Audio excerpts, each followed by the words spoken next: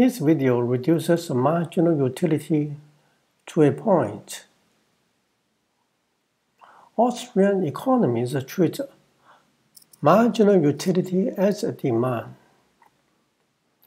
For example, when the marginal utility of the first unit is $20, but the price is only $10, the consumer will consume this unit, and so will he consume the second one, etc.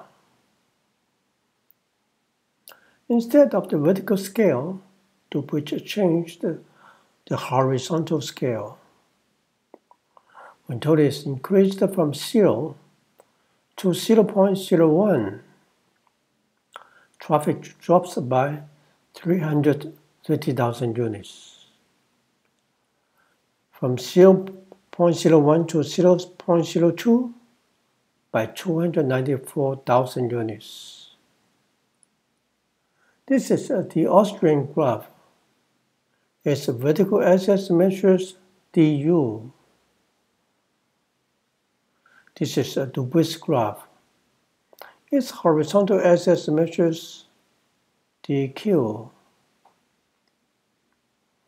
If the change of utility is constant, the Austrian theory becomes a horizontal line. If the change of quantity is constant, the width theory becomes a vertical line. When the two graphs are combined together, marginal utility reduces to only one point.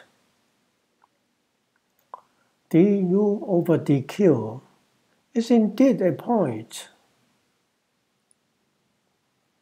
When marginal utility has only one point, there is no theory at all, demand or supply.